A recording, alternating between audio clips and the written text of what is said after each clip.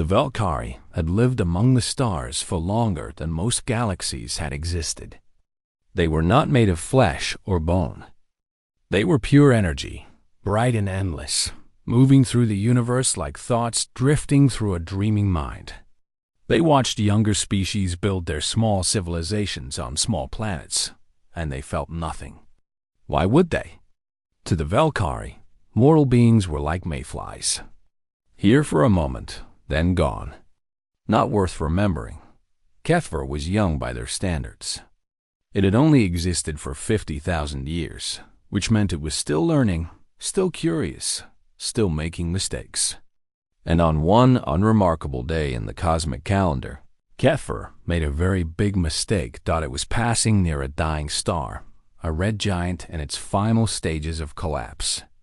The gravity was stronger than Kethver expected.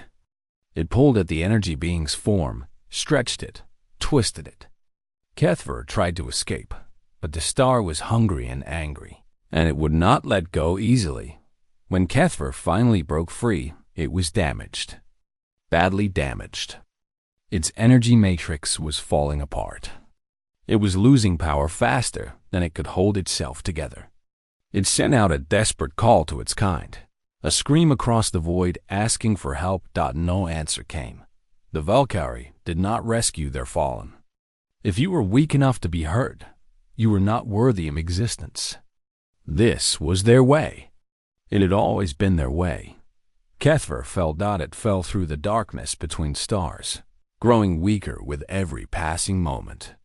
It crashed through the atmosphere of a blue and green planet, burning like a meteor, and slammed into the ground in the middle of a wheat field in a place called Kansas. The impact left a small crater in the dirt. At the center lay a ball of pale light, no bigger than a human head. It flickered and dimmed, barely holding on to existence. Kethver had never felt so small in its entire life. For 3 days, the being lay there. It could not move. It could barely think. It watched the sky change from blue to orange to black and back again. It felt creatures moving in the soil beneath it, small lives going about their small business. It had never paid attention to such things before. Now, it had nothing else to do. On the 3rd day, a truck came. It was an old vehicle, rusted in places, making sounds that suggested it should have stopped working years ago. It bounced along a dirt path between the rows of wheat and stopped nearby. A door opened and closed. Footsteps approached. Kethver tried to gather enough energy to defend itself, but there was nothing left. It simply waited. A face appeared above the crater. It belonged to a human male, old by their species standards, with skin weathered by decades of sun and wind. His hair was gray and thin. His eyes were brown and tired. He wore clothes that were faded and patched in several places. "Well," the human said, looking down at the flickering light, "you don't look so good." Kethver could not respond. It had no strength for communication. The human scratched his chin. He looked around the field, then back at the light. He seemed to be thinking about something. "Can't just leave you here," he said finally. "Coyotes might get curious. Or kids from town." He nodded to himself, as if reaching a decision. "Hold on a minute." He walked back to his truck and returned carrying an old cooler, the kind humans used to keep food cold. He dumped out its contents, some water bottles and a sandwich wrapped in plastic, and carefully scooped the ball of light into the container. Kethver was too weak to resist. It simply let itself be carried. The human placed the cooler on the passenger seat of his truck and drove home. His house was small and old, like its owner. It sat alone in the middle of his land, surrounded by wheat on all sides. Inside, it smelled of coffee and dust and loneliness. The human set the cooler on his kitchen table and opened the lid. "There," he said. "That's better than a hole in the ground. At least." He sat down across from the being and looked at it for a long moment. "Name's Hector," he said. "Hector Dominguez." This is my farm. Has been for 40 years, ever since my father passed. He paused. My wife used to say I talk too much. She's been gone 6 years now. Cancer. These days I just talk to the chickens, and they're not great listeners. Kefir did not understand why this creature was sharing information with it. There was no strategic value in these words. No request being made. The human was simply talking. Don't know what you are, Hector continued. Government experiment, maybe. Or ball lightning. My grandmother used to tell stories about lights in the fields back in Mexico. Spirits, she called them. Maybe that's what you are. He shrugged. Doesn't much matter. You needed help, and I'm the one who found you. That's how it works. Over the following days, Hector took care of the being the same way he might care for a wounded animal. He noticed that the light grew brighter when it was near electrical sources, so he set up an old generator in his kitchen and let it run. He kept the curtains closed during the day because the being seemed to prefer darkness. He talked to it constantly about everything and nothing. He told Kefir about his son, Miguel, who had moved to the city and rarely called. He talked about the drought that had been killing his crops for 3 years straight. He described his wife, Maria, how she used to sing while she cooked, how the house had felt empty ever since she left it. Kefir listened. It had nothing else to do, and somehow the human's voice was soothing. The words washed over the being like warm water. Slowly, very slowly, Kefir began to heal. It took 2 weeks before the being could move again. Another week before it could float out of the cooler and hover near the ceiling. Hector watched this development with raised eyebrows, but no fear. Getting stronger, he observed. Good. You want some coffee? I only got decaf, but it's not bad. Kefir did not need coffee. It did not need food of any kind. But it found that it did not want to leave. Not yet. There was something about this small house and this strange human that felt important. Though the being could not explain why, for the first time in 50,000 years, Kefir had found something worth paying attention to. 3 months passed on the small farm in Kansas. The wheat grew tall and golden under the summer sun, though not as tall as it should have been.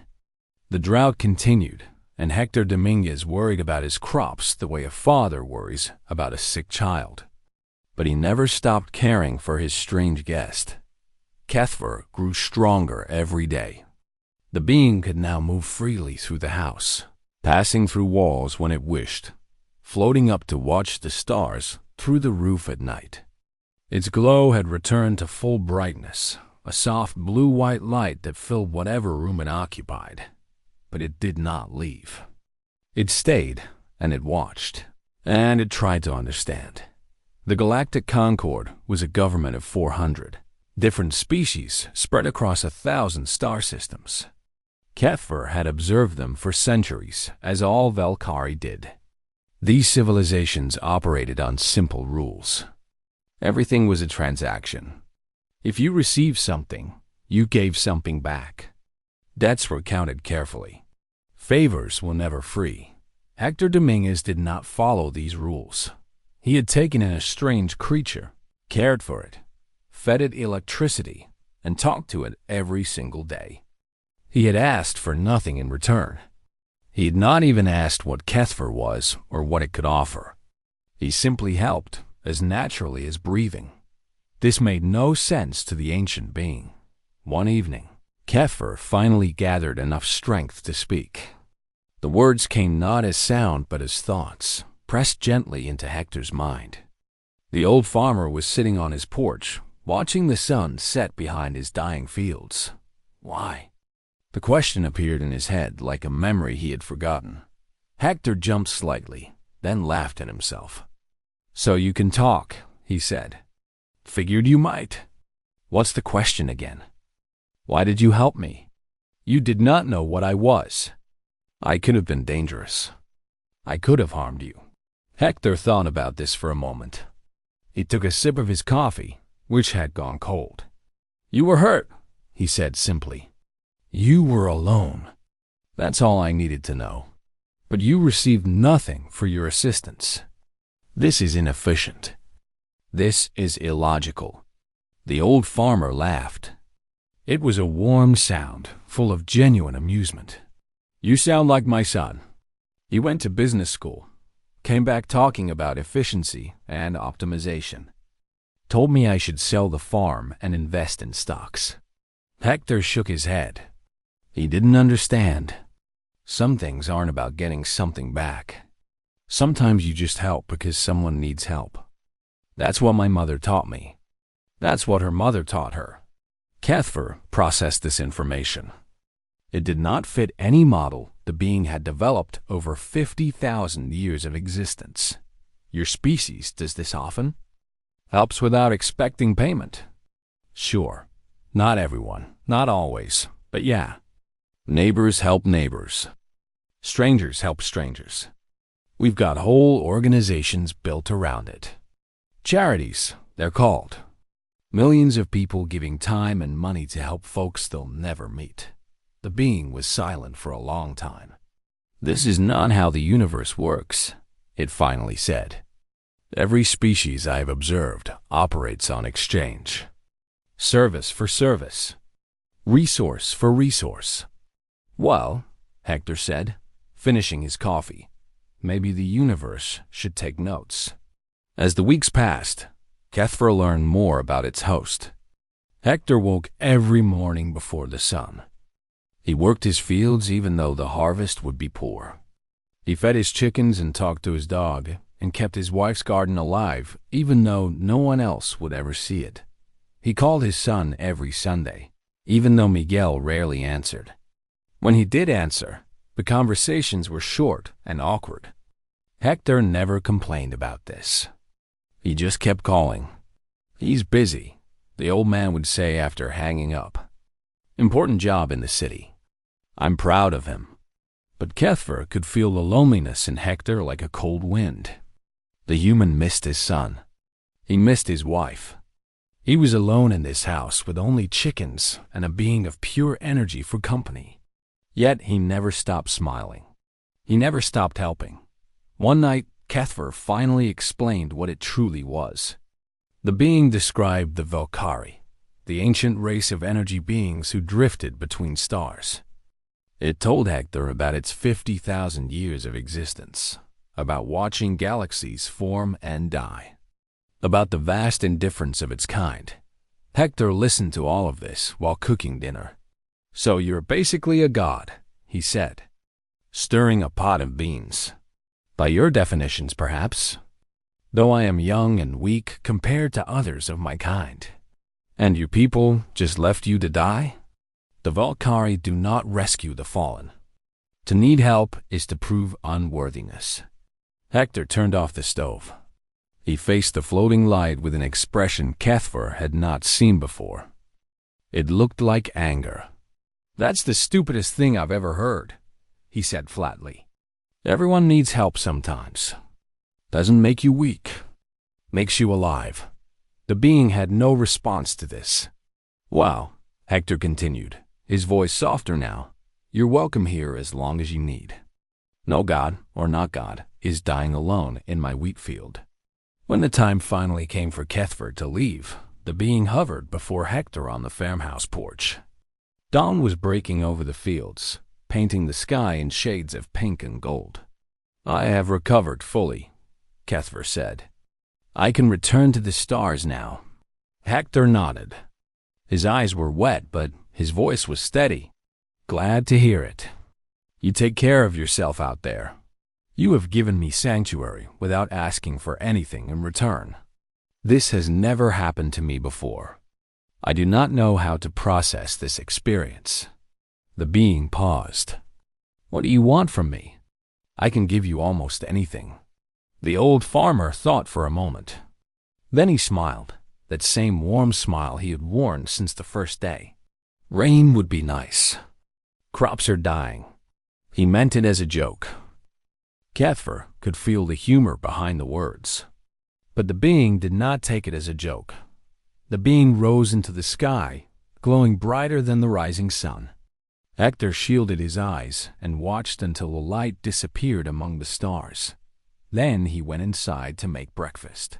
Alone again in his quiet house, he did not expect to ever see his strange visitor again.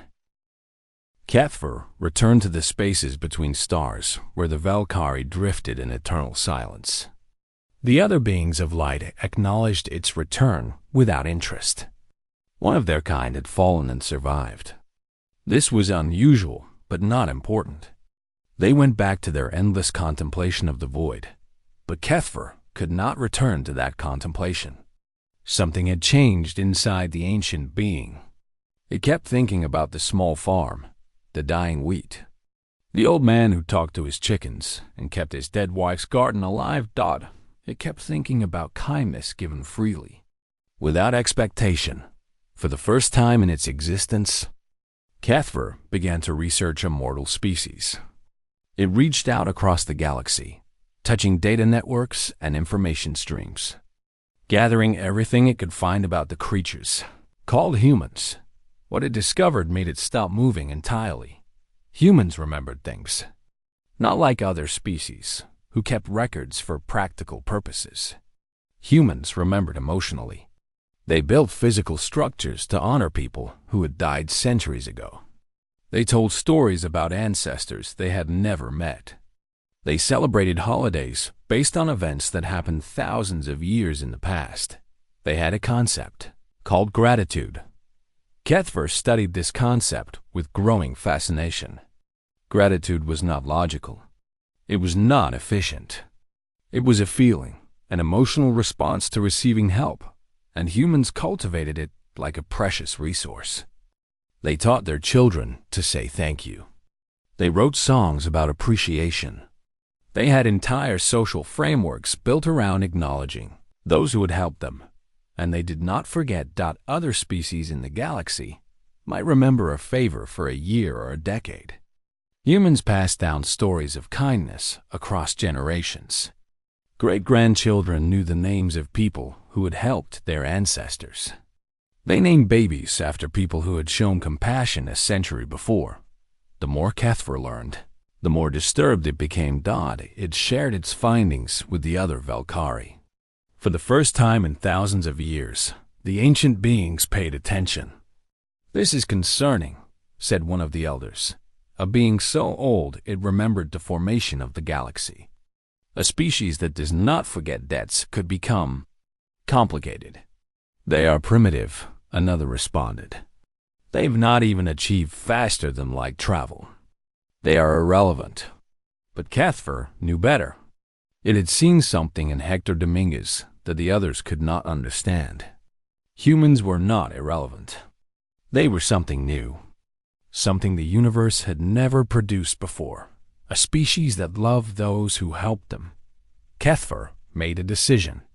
It turned away from its kind and flew back toward that small blue planet in the outer spiral arm of the galaxy. It had a debt to pay. When the rain started falling on Hector's farm, the old man thought it was a coincidence. Kansas did get rain sometimes, even during droughts. But the rain continued. Day after day, week after week, gentle and steady, exactly enough to save his crops without flooding his fields. His neighbors were confused. Their farms remained dry. Only Hector's land received this impossible, targeted rainfall. After 6 weeks, the wheat stood tall and golden, the healthiest crop Hector had grown in years. He sat on his porch and watched the rain fall and laughed until tears rolled down his weathered cheeks. "Well," he said to the sky, "I guess you took me seriously." Far above the clouds, Kethfer felt the human's joy like sunlight on its form. The sensation was strange and wonderful. Is this what gratitude felt like from the other side? Is this what humans experienced when they helped someone? It was intoxicating. But Kethfer knew that rain was not enough. By human standards, the debt was much larger. Hector had saved its life. He had given it shelter and companionship when it was alone and dying. He had treated an incomprehensible alien being with dignity and warmth. Rain was a start. It was not an ending. Kethver began to watch over the farm. It kept storms from growing too violent. It guided Hector's truck safely through fog on dark nights. When the old man's heart began to weaken, Kethver reached down and steadied it, giving him more years than his body would have otherwise allowed. Hector never knew about most of this. He simply felt lucky. He told his neighbors that someone was watching out for him. They thought he meant God, and in a way, he was right. Meanwhile, the Galactic Concord had begun to take notice of humanity. The 400 species had built a civilization spanning 1,000 star systems, and they had rules. Chief among these rules was that primitive species were to be left alone until they developed faster than light travel. Humanity was decades, perhaps centuries, away from this achievement, but a Valkyrie had declared interest in them. A Valkyrie had returned to their planet multiple times. This was unprecedented. The Concord sent observers to study humanity more closely. What they found made them nervous. Humans were building machines to search for life among the stars. They were sending messages into the void, inviting strangers to visit them. They had launched probes carrying information about their species, their location, their culture, essentially handing a map to anyone who might want to find them. They are looking for friends, one observer reported. They want to meet other species. All species want to meet others, a Concord official responded. For trade, for alliance, for conquest. No, the observer said. Humans want to meet others because they are lonely. They want to make friends. They want someone to be grateful to. The Concord did not understand this. Neither did the Valkyrie, who continued to watch their young members' strange fascination with confusion. Only Kethver understood. It had felt human kindness directly. It had experienced what it meant to be helped simply because someone wanted to help. And it knew, with growing certainty, that when humanity finally reached the stars, the galaxy would never be the same. On his farm in Kansas, Hector Dominguez worked his fields and talked to his chickens and kept his wife's garden alive. He was 70 years old now. His hair had gone completely white. His hand shook slightly when he poured his coffee, but he was happy. The crops were good. The rain came when it was needed. And sometimes, late at night, he would sit on his porch and watch the stars, and he would feel a warmth that had nothing to do with the weather. He never forgot the strange light he had found in his field. He told the story to anyone who would listen, about the time he helped a lost spirit and had never forgot him. Most people thought he was making it up. That was fine with Hector. He knew the truth. And somewhere among the stars, the truth knew him too. Hector Dominguez died on a Tuesday morning in early spring. He was 71 years old. He went to sleep in his bed, the same bed he had shared with Maria for 35 years. And he simply did not wake up. His heart, tired after 7 decades of beating, finally decided to rest, 17 light years away. Kethver felt him go. The connection between them had grown strong over the years. Kethver always knew where Hector was, always felt the rhythm of his life like a song playing in the background of existence. When that song stopped, the silence hit the ancient being like a physical blow. For the first time in 50,000 years, Kethver experienced grief. The being had watched countless mortal lives end before. Stars died, planets crumbled, entire civilizations rose and fell while the Valkyrie drifted on, untouched and unmoved. Death was simply what happened to lesser things. It had never mattered. Now it mattered. Kethver descended to Earth one final time. It arrived at the farm on the day of Hector's funeral, invisible to human eyes, and watched as a small group of people gathered around a hole in the ground. Miguel was there, Hector's son, looking older and sadder than Kethver had expected. Neighbors came, farmers who had known Hector for decades. A priest spoke words that were meant to comfort. They buried Hector next to Maria, in the small cemetery behind the church in town. Kethver stayed until everyone left. Then it hovered over the grave and tried to understand what it was feeling. Loss, anger, regret, for all the things it should have said. These were human emotions, feelings that the Velkari were supposed to be beyond. But Kethver felt them all, as raw and painful as any mortal could experience. Something inside the ancient being had broken, and something new was growing in its place. Kethver rose into the sky and flew faster than light itself, crossing the galaxy in moments. It had a destination in mind. It had a message to deliver. The Galactic Concord met in a structure that orbited a neutron star. 400 species sent representatives to this place, where they discussed trade agreements and territorial disputes and all the other boring business of running a civilization. The chamber was vast, filled with beings of every shape and size, from creatures of pure mathematics to beings that existed in multiple dimensions at once. Kethver appeared without warning. The Valkyrie normally did not interact with the Concord. They were too old, too powerful, too different. When they spoke, it was only to issue warnings or make demands that could not be refused. So when a pillar of blinding light materialized in the center of the chamber, every representative fell silent. Kethver's voice resonated through the minds of everyone present. There is a species in the outer spiral arm of this galaxy. They are called humanity. They exist on the third planet of an unremarkable yellow star. They have not yet achieved faster than light travel. By your laws, they should be ignored. The representatives murmured among themselves. This was true. Primitive species were not the Concord's concern. I am declaring them under my protection, Kethver continued. From this moment forward, any who threaten them will answer to me. Any who harm them will face consequences they cannot imagine. Silence. Complete, shocked silence. The Valkyrie did not protect lesser species. The Valkyrie did not care about anything except their own eternal existence. This was known throughout the galaxy. It was one of the few reliable facts about the mysterious beings of light. The Kreth Ambassador, a crystalline creature that communicated through vibrations, spoke first. Why? What strategic value do these primitives offer? They have no resources we need. They have no technology we lack. What could possibly interest a Velkari about such insignificant creatures? Kethver was silent for a long moment.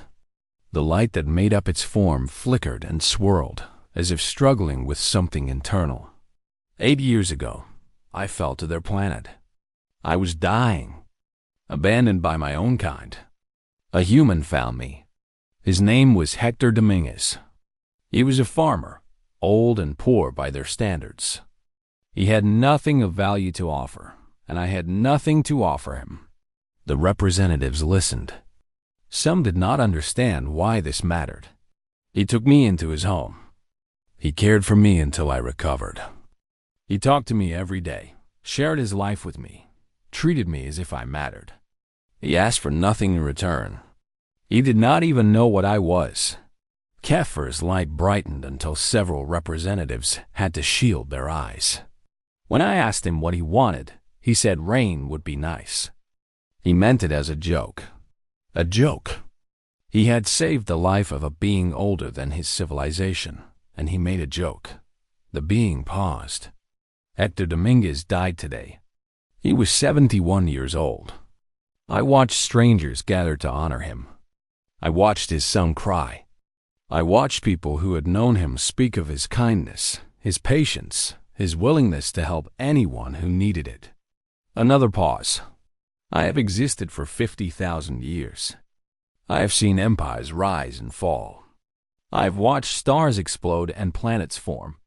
Nothing in all that time has affected me the way that one moral farmer affected me. His kindness changed me. His death has wounded me. The chamber was completely still. Humanity is a species built on gratitude. They remember those who helped them. They celebrate kindness across generations.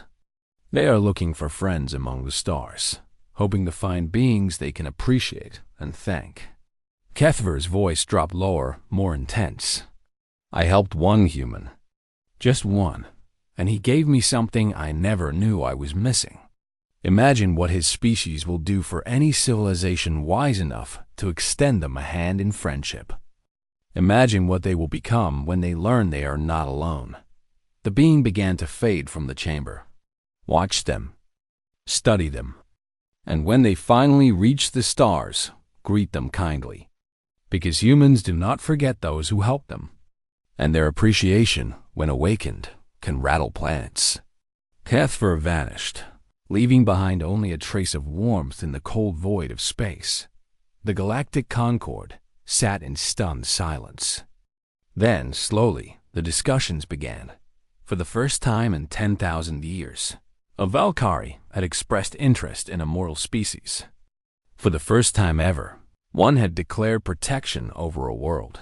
Something had changed in the galaxy and in a small cemetery in Kansas. Next to the grave of a woman named Maria, a new headstone marked the resting place of a farmer who had once found a lost god in his wheat field and had treated it with simple, ordinary, overwhelming kindness. 40 years after Hector Dominguez was buried in that small Kansas cemetery, humanity reached the stars. It happened faster than anyone expected. A breakthrough in physics, a revolutionary new engine, and suddenly the impossible became possible. Humans built ships that could cross the distance between stars in weeks instead of centuries. They launched probes toward every nearby system. They sent messages ahead of themselves. Introductions beamed into the void at the speed of light. The Galactic Concord watched all of this with growing anxiety. They had been studying humanity for 4 decades now. They had learned about human history, human culture, human nature. They had seen the wars and the cruelty, but they had also seen something else. They had seen strangers risking their lives to save others during disasters. They had seen entire nations sending help to places they would never visit. They had seen humans crying over the deaths of people they had never met. Simply because another human had suffered. It was deeply unsettling. When the first human ship entered a system controlled by the Concord, the diplomats were waiting. They expected confusion or fear, perhaps aggression. Primitive species often reacted badly to learning. They were not alone in the universe. They did not expect a party. The human vessel was decorated with symbols and colors from dozens of different Earth cultures. Music played from its speakers, broadcast on frequencies the Concord could detect from light years away. And when the ship's doors opened, the humans who emerged were smiling. They had brought gifts. There were artworks, paintings and sculptures created by human hands. There was music, recordings of orchestras and choirs and solo performers from every nation on Earth. There were books, translated into mathematical languages the humans hoped might be universal. There was food, samples of crops from every continent, presented in beautiful containers. "We are so happy to meet you," the human ambassador said, tears in her eyes. "We have been waiting for this moment for so long. We have so much to learn from you. We have so much to share with you." The Concord diplomats did not know what to do. In 10,000 years of first contacts, no species had ever been happy to see them. No species had ever brought gifts. No species had ever cried tears of joy. Over the following weeks, humanity learned about the galaxy. They learned about the 400 species of the Concord. They learned about the trade agreements and territorial boundaries and all the complex politics of interstellar civilization. And then they learned about Kethver. The Concord diplomats were nervous about sharing this information. They did not know how humans would react to learning that an alien god had been protecting them for decades without their knowledge. They expected anger, perhaps, or fear. or demands for explanation. They got none of these things. They got gratitude. When the news spread across Earth, the reaction was unlike anything the galaxy had ever seen. Humans declared a planetary holiday. They called it HFY Day, and they celebrated it with festivals and parades and ceremonies of thanksgiving. Churches held special services. Artists created works inspired by the story. Musicians composed symphonies. Writers produced novels and poems and songs. And then the humans began searching for information about Hector Dominguez. They found records of a wheat farmer in Kansas who had died 40 years ago. They found his grave, still tended by the local church. They found a few photographs, some old property records, the normal traces of an ordinary life. To humanity, this was not an ordinary life. This was the life of a man who had saved their protector. This was the life of a man whose kindness had echoed across the stars. They built a museum on his farm. They named scholarships after him. They taught his story in schools. A continent on a newly colonized planet was called Dominguez. Thousands of babies born in the years after first contact were named Hector. Galactic Concord watched all of this with something approaching horror. They have been aware of HFY's protection for 3 months, one official reported. In that time, they have produced over 10,000 works of art honoring the Valkyrie. They have established 17 charitable organizations in its name. They have sent over 4 billion individual messages of thanks into deep space, hoping HFY will hear them. This is excessive, another official said. This is abnormal. No species reacts this way to receiving help. Perhaps other species should, a third voice said quietly. The Valkyrie, for their part, did not know what to make of human gratitude either. They had existed for millions of years in cold silence, drifting between stars, caring for nothing. Now they found themselves the subject of songs and stories. Human radio waves carried their name across the galaxy. Human children played games where they pretended to be beings of light, protecting the innocent, for a species that had always been beyond such things. It was deeply confusing. HFY, however, understood. It had been watching humanity since Hector's death.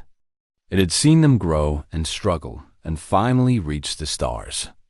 And now it watched them celebrate its existence with a joy that was almost painful to witness. For the first time, HFY addressed the collective of the Valkyrie. I gave them rain, it said. I protected them from dangers they never knew existed. I did what any being might do for those it cared about. The collective listened. They gave me immortality in return. Not the kind we possess, not the endless existence of energy in the void. They gave me something better. They will remember me when the stars burn out. They will tell stories about me until the last human draws breath. My name will live in their songs, in their art, and their children's games long after the universe has gone cold. HFY paused. Hector Dominguez was a farmer. He lived for 71 years on a small planet in an unremarkable solar system. He helped me because I needed help, and he never asked for anything in return. Another pause. Look what his species has done for me in return.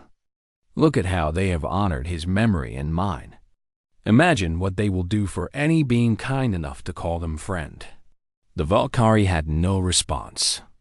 They simply watched as their youngest member returned to drifting among the stars, brighter now than it had ever been before.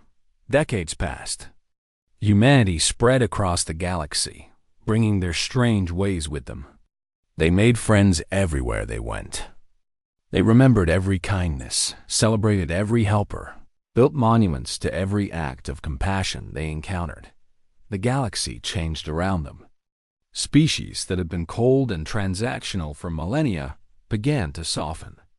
The Concord's strict accounting of debts and favors gave way to something more generous. It was hard not to be affected by humans and their overwhelming, almost aggressive gratitude. And in Kansas, On land that once belonged to a farmer named Hector Dominguez, there stood a monument. Beings from across the galaxy came to visit it.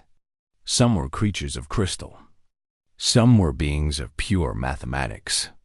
Some were so strange that human eyes could not properly see them. They all came to pay respects to the man who had started it all.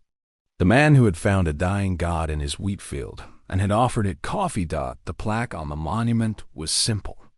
It read, "Here lived Hector Dominguez. He helped. It was enough." For humanity, it always had been far above the monument, invisible but present. Kethver watched the visitors come and go. The ancient being no longer drifted alone through the void. It had found something worth staying for. It had found a species that remembered and in the end, that was more valuable than 50,000 years of existence among the stars. Some things, it turned out, were worth falling for.